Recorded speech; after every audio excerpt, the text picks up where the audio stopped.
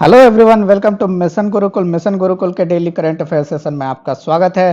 तो आज हम लोग फोकस करते हैं 7 जून के न्यूज़ पे। तो चलिए बिना डिले के स्टार्ट करते हैं अपना सेशन। सबसे पहले रिवीजन के क्वेश्चंस तो ये मैंने ग्रुप में भी सर्कुलेट कर दिए थे। साथ ही साथ बहुत सारे क्योंकि 7 जून संडे था तो बहुत सारे ज़्यादा न्यूज़ नहीं था, हमने तो क्वेश्चंस एक्स्ट्रा हमने दे दिए हैं जो कि पिछले 2-3 महीने के भी हो सकते हैं। तो ये एक टाइप से आपके रिवीजन के लिए हैं ताकि आपको अपडेटेड रहें और सारे टॉपिक से, और साथ ही साथ आपका रिवीजन होता रहे। तो जिन लोगों ने आंसर दिया है वो कमेंट करके बताते रहें और हम लोग धीरे धीरे सारे क्वेश्चंस भी सॉल्व करते हैं। तो चलिए सबसे पहला question, consider the following statement and choose the incorrectly matched statement. तो इनकरेक्टली मैच चूज करना है। तो फेम स्कीम जो है, क्योंकि ये सारे स्कीम्स पुराने स्कीम्स है, लेकिन क्योंकि यूपीएससी का आदत है कि ना कि सिर्फ 1 साल पुराना बल्कि 3-4 साल पुराने न्यूज़ को भी वो उठा के वो टॉपिक जो है वो देते हैं। जो स्कीम्स पुराने हो गए हैं तो उसको ऐसे छोड़ नहीं देना है। अगर वो न्यूज़ में किसी तरह से आ रहे हैं तो उसको रिवाइज करते चलना है। तो फेम स्कीम किसकी है? मिनिस्ट्री ऑफ हेवी इंडस्ट्रीज, बिल्कुल सही। उदय स्कीम भी आपकी मिनिस्ट्री ऑफ पावर की है और पीएम कुसुम भी आपका ministry of new and renewable energy का है। यहाँ पे अजय जो स्कीम है वो आपका मिनिस्ट्री ऑफ पावर का नहीं, ये भी आपका ministry of new and renewable energy का है। तो इसका स्टेटमेंट, इसका सही आंसर हो गया आपका डी। दूसरे क्वेश्चन पे चलते हैं। मिशन सागर और समुद्र सेतु, ये यहाँ मैंने स्टेटमेंट इंटरचेंज कर दिया है क्योंकि ये सारा ऐसे टॉपिक्स हैं जिसमें कंफ्यूजन हमेशा होते रहता है, तो कंफ्यूजन ना रहे इसलिए मैंने ये स्टेटमेंट इंटरचेंज कर दिया है। जिन लोगों ने ये गलत किया है वो अगर कभी भी एग्जाम में आता है तो वहाँ पे तो गलत या कंफ्यूजन उनको नहीं रहेगा, क्योंकि एक बार गलती करने के बाद आदमी जल्दी सीखता है। तो इसका सही स्टेटमेंट क्या होगा कि मिशन सागर क्या है? To assist the island nation in the eastern Indian Ocean. और समुद्र सेतु क्या है? तो वंदे भारत मिशन में जो बाहर से आदमी आ रहे हैं उनके लिए एक सेतु टाइप का प्रोवाइड करना और वहां से लोगों को बाहर वापस इंडिया में लाना। तो इसका आंसर क्या हो गया? None of the above. अब चलते हैं हम लोग, और ये सारे टॉपिक्स हम लोगों ने ऑलमोस्ट डिस्कस कर रखे हैं तो इसके पे हम लोग डिटेल में नहीं जाएंगे। Consider the following statement regarding, ये जो भी इकोनॉमी के एंड डेवलपमेंटल इशूज के हैं वो रिसेंट टैक्स रिफॉर्म्स से रिलेटेड हैं। तो ये हम लोग इसको सॉल्व करते हैं। ये हो सकता है 1-2-3 महीने पुराने भी टैक्स रिफॉर्म्स हो।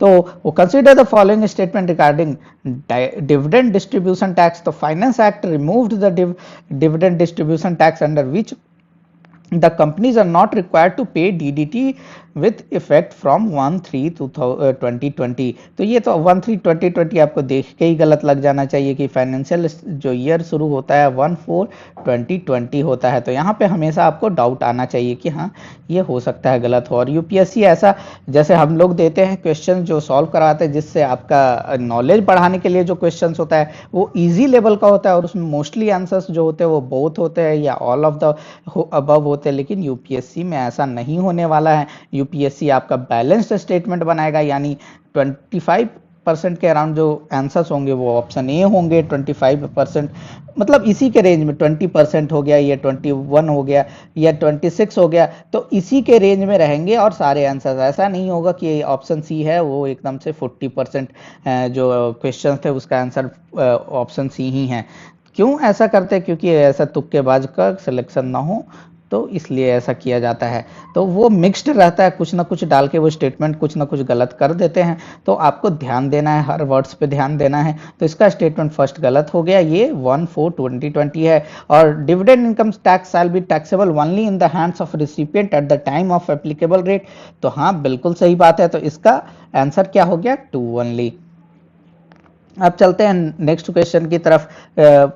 Consider the following statement regarding the taxation amendment ordinance जो 2019 में लाया गया है। उसमें tax rate of 20% for new manufacturing domestic company if company does not avail any specific exemption. हमने देखा कैसे टैक्स रिफॉर्म लाया गया कॉर्पोरेट सेक्टर के लिए भी और इंडिविजुअल लोगों के लिए भी। तो क्योंकि ये बहुत बड़ा रिफॉर्म है तो इस पे क्वेश्चन आ सकते हैं। जिन लोगों ने सॉल्व किया वो कमेंट करके बताते रहें। और ये टैक्स जो रेट है वो 20% नहीं बल्कि 15% रखा गया है। और जो न्यू मैन्युफैक्चरिंग डोमेस्टिक कंट्री अगर कोई टैक्स अवेल नहीं कर रही है, कोई स्पेसिफिक एग्जम्पशन नहीं रही है, ले रही है और 15% पे कर रही है, तो वो एग्जेम्प्टेड है minimum alternate tax that is MAT पे। तो इसका आंसर क्या हो गया आपका? 2 ओनली आंसर हो गया इसका। तो ये आंसर इसका बी हो गया। अब चलते हैं नेक्स्ट क्वेश्चन। मैट का प्रेजेंट रेट क्या है? तो 18.5% से घटा करके 15% कर दिया गया, तो ये भी आंसर डायरेक्टली 15% है और ये डायरेक्ट क्वेश्चन है। Consider the following statement. इसमें डायरेक्ट टैक्स विवाद से विश्वास एक्ट 2020 ये है कि ये क्या किस चीज के बारे में बात करता है? तो ये declaration for settling disputes are currently being filed. तो ये स्टेटमेंट आपका सही है। ई असेसमेंट किस चीज से है? स्कीम किस चीज से रिलेटेड है? जो तो 2019 में which makes and provides for new scheme for making the assessment bye eliminating the interface between assessing officer and SSC. जो भी ऐसे स्कीम्स आते हैं जो डायरेक्ट टैक्स विवाद से विश्वास एक्ट या फिर ई असेसमेंट, तो ये आपके कीवर्ड्स बन जाते हैं। इनका मीनिंग आपको पता होना चाहिए और उसके ज़्यादा उसमें डिटेल में नहीं पता रहेगा तो भी चलेगा। तो यहाँ पे दोनों स्टेटमेंट सही है, तो इसका आंसर सी हो गया। अब चलते हैं हम लोग न्यूज़ के तरफ। न्यूज़ में साइंस में न्यूज़ आया है कि जो scientist at centre of nano and soft matter science, जिसको CEN SM करके भी बोला जाता है, तो ये क्या है? ये इन्होंने क्या बनाया है? इन्होंने एक नया टेक्नोलॉजी निकाला है जिसमें कि हाइड्रोजन जो जनरेट होता है वाटर को ब्रेक करके, जो हाइड्रोजन और ऑक्सीजन बनाते हैं, हाँ, तो उसके लिए नया कैटलिस्ट मोलिब्डेनम ऑक्साइड डाइऑक्साइड को यूज करके भी हम बना सकते हैं। तो हम लोग देख लेते हैं कि which of the following are used as catalyst to generate hydrogen from water. ये तो नया हमने देखा कि मोलिब्डेनम ऑक्साइड डाइऑक्साइड को भी हम लोग यूज कर सकते हैं, तो ये तो सही हो गया। उसके अलावा पहले से जो मेटल यूज हो रहा था वो कौन सा था? तो वो प्लैटिनम था, और गोल्ड को हम लोग नहीं यूज कर सकते। तो क्यों? प्लैटिनम और molybdenum dioxide can be used at catalyst to generate hydrogen from water. और ये क्यों ज़्यादा इंपॉर्टेंट है? क्योंकि hydrogen is considered as next generation fuel. तो इस पे जो क्वेश्चंस आ रहे हैं वो डायरेक्टली अगर नहीं क्वेश्चन पूछ सकते हैं, तो इसके बारे में अगर आप जानकारी लेते हैं हाइड्रोजन के बारे में, तो ये आपके लिए बहुत ही फायदेमंद होगा, क्योंकि ये आपका डायनेमिक टॉपिक कंसीडर किया जाएगा। और डायनेमिक टॉपिक और स्टैटिक टॉपिक का अगर, क्योंकि हमने बोला कि सिविल सर्विसेज पे भी अब हमारा फोकस रहेगा, तो 50% के अराउंड आपका डायनेमिक टॉपिक का वेटेज रहता है और 50% के अराउंड स्टैटिक टॉपिक का वेटेज रहता है।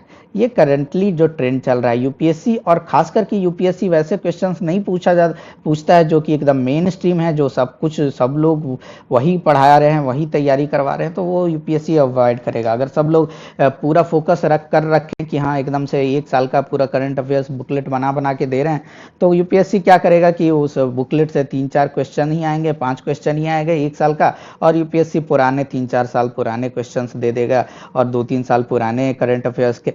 क्यों दे देगा? क्योंकि वो सारे टॉपिक्स आपके डायनेमिक पार्ट हो चुके हैं। तो आपको सिर्फ न्यूज़ पे नहीं फोकस रखना है। जैसे आपने ये टेक्नोलॉजी के बारे में जाना, सिर्फ इससे नहीं जानना है, आपको ये भी जान लेना है कि hydrogen is considered as next generation fuel, और उसके बारे में अगर कुछ जानकारी है जो कि 2-3 साल पहले ज़्यादा इंपॉर्टेंट रह चुकी थी, वो इस बार भी इंपॉर्टेंट हो चुकी है। तो IASST has developed an artificial intelligence-based computer diagnostic framework for rapid and accurate diagnosis of oral cancer।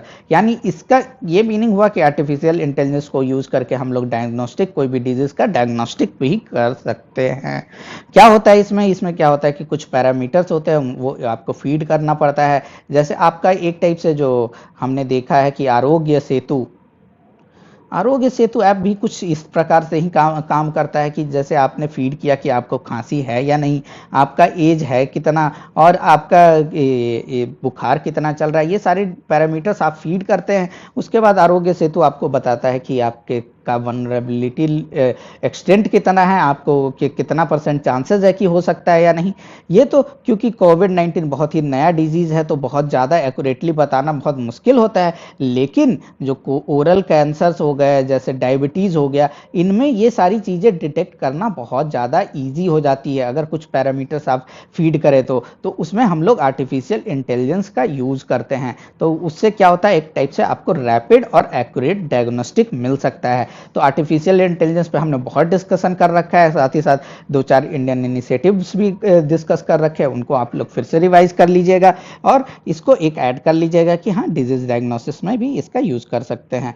Industrial relation, labour laws and social security in India पे चलते हैं, तो एक न्यूज में आया है catalysing online dispute resolution in India. ये किसका इनिशिएटिव है? NITI Aayog with association of आगामी ओमिडियार नेटवर्क इंडिया। तो ये इनका इनिशिएटिव है। नाम जानना जरूरी हो जाता है, अगर नीति आयोग जैसा ऑर्गेनाइजेशन इन्वॉल्व है तो आपको थोड़ा सा नाम पता होना चाहिए। इनका फोकस क्या होता है? इनका फोकस है कि टेक्नोलॉजी ये सब यूज करके अल्टरनेट डिस्प्यूट रेजोल्यूशन यानी कि नेगोशिएशन, मेडिएशन और आर्बिट्रेशन का यूज करके हम लोग ट्राई करेंगे कि ये जो भी डिस्प्यूट है उसका रिजोल्यूशन प्रोवाइड कर सके। तो इंडस्ट्रियल डिस्प्यूट आपका बहुत ही हिट टॉपिक है आईआर का यानी इंडस्ट्रियल रिलेशन का, तो इससे लिंक करके हम लोग पढ़ लेते हैं क्योंकि जो क्वेश्चंस ज़्यादा स्टैटिक पार्ट से आते हैं इंडस्ट्रियल रिलेशन में। तो क्या है, एक क्वेश्चन जो है कि a form of settling conflict in which outside agency or a person is used as a go between by the contending parties. ये एक डेफिनेशन दिया हुआ है और इसमें आपको बताना है कि ये किसका डेफिनेशन है। तो ये आप अभी आराम से इसको पढ़िए और इसको कमेंट करिए कि कौन सा है। तब तक हम एक छोटा सा जो कि बहुत ही हिट क्वेश्चन है उसको सॉल्व कर लेते हैं। तो क्या है, what are the methods of labour organisation according to Webb's theory. ये मैंने 3-4 बार अपने लेक्चर्स में डिस्कस कर रखा है और 2-3 बार क्वेश्चन भी करा रखा है। तो म्यूचुअल इंश्योरेंस है बिल्कुल, कलेक्टिव बार्गेनिंग की इन्होंने बात की है और लीगल इनैक्टमेंट, इनमें इन्होंने तीनों चीज़ों के बारे में बात की है। उसके अलावा और मेथड्स ऑफ एक्शन क्या होते हैं? डायरेक्ट एक्शन भी एक टाइप का मेथड ऑफ एक्शन है जिसमें स्ट्राइक्स वगैरह आते हैं। और ये जो जिन्होंने कमेंट करके सही बताया है बिल्कुल बहुत अच्छी बात है। इसका आंसर आपका सी है। इस कंसिलिएशन का जो आपका जो डिफिनीशन है वो ये है। और जब हम लोग इंडस्ट्रियल डिस्प्यूट टॉपिक पढ़ेंगे तो adjudication, arbitration, conciliation, collective bargaining, negotiation, मेडिएशन, ये सारे कीवर्ड्स का डिफिनीशन देखेंगे एक साथ, और साथ ही साथ इनको कंपेरिजन करके इनमें क्या अंतर होता है वो भी देखेंगे। और साथ ही साथ इंडस्ट्रियल डिस्प्यूट्स एक्ट में कौन कौन से मेथड रिकॉग्नाइज्ड है, कौन कौन से जो हैं कि ज़्यादा मेंशन्ड हैं, कौन से ज़्यादा फ्रीक्वेंटली इंडियन लेबर सोसाइटी या फिर इंडियन लेबर जो स्ट्रक्चर है उसमें ज़्यादा यूज होते हैं, वो भी चीज़ें हम लोग देखेंगे। अब करंट से न्यूज़ में देखते हैं तो India is expected to be elected as the member of UNSC in for the 8th term। तो 8th टर्म के लिए इंडिया एक्सपेक्ट हो रहा है। तो उसके लिए क्या किया है कि मिनिस्ट्री ऑफ एक्सटर्नल अफेयर्स ने एक ब्रोशर लॉन्च किया है, उसमें बताया है कि कैसे कैसे हम लोग काम करेंगे। उसमें एक कीवर्ड आ जाता है नॉर्म। तो नॉर्म क्या है? A new orientation for reformed multilateral system. ये इसमें ज़्यादा आपको ध्यान देने वाली बात नहीं है, बस इतना जान लीजिए, बस आपके दिमाग में घूमते रहना चाहिए कि यूएनएससी के 8th टर्म के लिए, ये 8th टर्म भी यहाँ पे इंपॉर्टेंट वर्ड है, इंडिया इलेक्ट होने वाला है। और इंडिया ने अपना अप्रोच क्या बताया है कि वो 5S अप्रोच लेंगे। तो क्या क्या एस है उसमें? 5S। तो संवाद, सम्मान, शांति, समृद्धि और सहयोग। ठीक है, तो ये तो आपका ये हो गया टॉपिक। और उसके अलावा और 1-2-4 न्यूज़ देख लेते हैं। इसमें कोविड वीप बहुत इंपॉर्टेंट है। तो कोविड वीप क्या है कि इंडिया का first indigenous cost effective and wireless, यहाँ देखिए wireless physiological parameter monitoring system for covid patients. Covid patients हैं, उनका फिजियोलॉजिकल यानी उनका हार्ट रेट क्या है, ये सारी चीज़ को मेज़र करेगा किस तरह से? वायरलेस तरीके से। तो आप ये किस मिनिस्ट्री का एक इनिशिएटिव है? तो ये मिनिस्ट्री ऑफ, यहाँ पे हमने क्वेश्चन दे रखा है, ये कमेंट करके बताइए कि कौन से मिनिस्ट्री का इनिशिएटिव है। अब तब तक देख लेते हैं कि this has been developed by ESIC medical college in collaboration with IIT Hyderabad and department of atomic energy. उसके अलावा कोविड बीप का हमने फुल फॉर्म भी दे रखा है। तो ये continuous oxygenation and vital information detection, ये डिफिनेशन काफ़ी टिपिकल है, बस आपको थोड़ा सा इसको 2-3 बार रिवाइज कर लीजिए ताकि आपके पास अगर सामने आता है तो आप आइडेंटिफाई कर सकें। वैसे ये initiative ministry of NER north eastern region का है। तो इसलिए ये थोड़ा सा टिपिकल हो जाता है, क्योंकि कोई लोग अगर नहीं पढ़े हैं तो एक्सपेक्ट नहीं कर सकते हैं। यहाँ पे एक और न्यूज रहा था कि काउंसिल ऑफ साइंटिफिक CSIR और अटल इनोवेशन मिशन ने टुगेदर एक क्या कैंपेन लॉन्च किया है to promote culture of innovation and entrepreneurship in the areas of mutual interest. इनका जो एरिया ऑफ म्यूचुअल इंटरेस्ट है उसमें प्रमोट करेंगे। तो अटल इनोवेशन मिशन, देखिए ये बहुत ही पुरानी न्यूज हो चुकी है, लेकिन देखिए पिछले साल भी यूपीएससी में क्वेश्चन में आ गया था, डायरेक्टली क्वेश्चन आ गया था, और वही क्वेश्चन मैं यहाँ डाल रहा हूँ ताकि आपको आइडिया रहे कि कैसे क्वेश्चन आते हैं। तो Atal innovation mission is set up under which तो यहाँ पे ऑप्शन दिया हुआ है, तो यहाँ पे आंसर नीति आयोग था। और ये पिछले साल का ही नहीं न्यूज़ है, ये आपका शुरू से ही चलते आ रहा है। ये एक टाइप से जब बीजेपी गवर्नमेंट आई थी उसी समय लॉन्च हुई थी। तो आपको ये सारे टॉपिक्स भी जब भी आते हैं ये कीवर्ड्स, तो आपको उनको पढ़ना है, भले ही वो 1 साल पुराने हो या ना हो। तो चलते हैं अब एक और जो न्यूज़ में था कि वर्ल्ड फूड सेफ्टी डे मनाया गया, तो उसके बारे में क्या है। तो ये सेलिब्रेटेड, इसमें इनकरेक्ट स्टेटमेंट फाइंड करना है। जिनको इसका आंसर पता है वो कमेंट करके बताएं, तब तक हम लोग इस क्वेश्चन को सॉल्व करते हैं। This world food safety day being celebrated on June 7 with theme क्या है इसका, फूड सेफ्टी एवरीवन्स बिजनेस, यानी फूड सेफ्टी जो है सबका बिजनेस है। और ये दूसरी बार ही सेलिब्रेट हुआ है। क्यों दूसरी बार की, क्योंकि पहली बार ही ये लॉन्च हुआ था बाय यूनाइटेड नेशन इन 2019। तो ये भी स्टेटमेंट सही है आपका, ये भी स्टेटमेंट सही है। और day is celebrated to reinforce the call made by Geneva conference and Addis Ababa conference in 2019। तो एडिस अबाबा कॉन्फ्रेंस 2019 का जो the future of food safety के बारे में जो बात हुई थी, उसका जो कॉल था, उन्होंने जो मांग रखी थी, कोई जो आह्वान किया था, उसको रिइंफोर्स करने के लिए ये डे मनाया जाता है। तो Addis Ababa conference was the second international conference on food safety. तो ये आखिरी स्टेटमेंट आपका गलत है, दिस इज द फर्स्ट। तो मैंने पहले भी बोला है, जो कोई भी चीज़ अगर फर्स्ट हो जाता है तो आपको ध्यान देने वाली बात आ जाती है। तो Addis Ababa conference was the first international conference on food safety. तो चलिए इसका आंसर क्या हो गया, टी हो गया। अब चलते हैं हम लोग बोनस फैक्ट्स के, और 2-4 पॉइंटर्स हैं, इसको आप लोग छोड़िएगा नहीं बिल्कुल भी। आप लोग इसको क्योंकि ये सारे जो है ना एक वन लाइनर आ जाएंगे, और ये ये वन लाइनर अगर क्वेश्चन आ गया आपने नहीं पढ़ रखे हैं तो कोई चांस ही नहीं होता। इसमें कोई दिमाग भी नहीं लगा सकते, कोई तुक्का भी नहीं लगा सकते, कोई कॉमन सेंस भी नहीं लगा सकते। या तो आपको आता है या तो नहीं आता है, तो इनको पढ़ना जरूरी हो जाता है। तो prevention of human and animal mortality on highways, ये किसका इनिशिएटिव है, तो ministry of road and transport and highways का। और किस लिए लॉन्च किया गया है, तो ये यूनाइटेड नेशन डेवलपमेंट प्रोग्राम का कैंपेन था। इसलिए आईटीबीपी ने अपना ट्विन कमांड लॉन्च किया है, एक गुवाहाटी और एक चंडीगढ़ के थ्रू। और छत्तीसगढ़ गवर्नमेंट का क्या है, तो एक स्पंददान कैंपेन है। तो किस लिए है ये, तो aimed at containing fratricide and suicide involving police personnel. Police personnel में जो फ्रैट्रिसाइड, यानी फ्रैट्रिसाइड क्या होता है कि अपने जो दोस्त, फ्रैटर्निटी से ये वर्ड निकला है। जैसे फ्रैटर्निटी होता है ना, एक साथ हैं सिपाही रह रहे हैं, वो एक दूसरे को मार दिया, तो वो एक टाइप से फ्रैट्रिसाइड हो गया। और सुसाइड हो गया, आपस में खुद को मार लिया तो सुसाइड हो गया। तो उससे रिलेटेड एक ये कैंपेन है। तो क्योंकि ये वर्ड है, कीवर्ड है, तो ये पता होना चाहिए। June 5, 2020 the government of India has announced, ये आपका के लिए बहुत ही खुशखबरी की बात है कि June 5, 2020 को गवर्नमेंट ऑफ इंडिया ने अनाउंस किया कि कोई भी 1 साल तक हम नया कैंपेन या नया स्कीम लॉन्च नहीं करेंगे। और जो प्रधानमंत्री गरीब कल्याण योजना और आत्मनिर्भर भारत अभियान का जो भी स्कीम्स है, इसी को इम्प्लीमेंट किया जाएगा। तो थोड़ा सा राहत तो मिला है जो प्रिपरेशन कर रहे हैं उन लोगों के लिए। लेकिन देखिए कि कितने हद तक हो सकता है कि पुराने स्कीम का ही नाम बदलते के कुछ कर दिया जाए और फिर से आपको वो याद करना पड़ जाए। ऑफिशियल लैंग्वेज डे मनाया गया रशियन लैंग्वेज डे June 6 को। तो क्यों मनाया गया, तो ऑफिशियल लैंग्वेज ऑफ यूएन कौन कौन से हैं, तो इंग्लिश है, अरबिक है, चाइनीज़ है, स्पेनिश है, रशियन है और फ्रेंच है। तो आपको थोड़ा सा आइडिया रखना है कि ऑफिशियल लैंग्वेज कौन कौन से यूनाइटेड नेशन के। ये डायरेक्टली तो क्वेश्चन नहीं आएंगे, तो हो सकता है कभी आपके जो ऑप्शंस हैं उसमें थोड़ा एलिमिनेट करने में इससे हेल्प मिल जाए।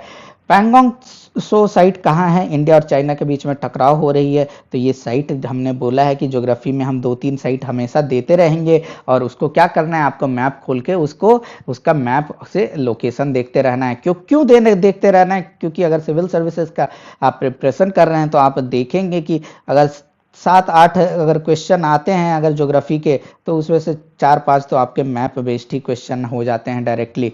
तो कोर टॉपिक के ज्योग्राफी के कोर टॉपिक से तो ज़्यादा क्वेश्चन नहीं आते हैं, ज़्यादातर आ जाते हैं आपके मैप बेस्ड, तो आपको मैप पे तो ध्यान देना ही पड़ेगा।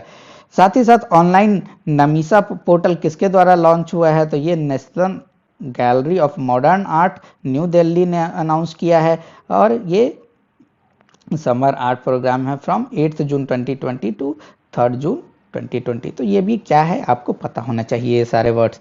तो आज का सेशन यहीं पे खत्म करते हैं, कल फिर से मिलते हैं डेली करंट अफेयर सेशन में।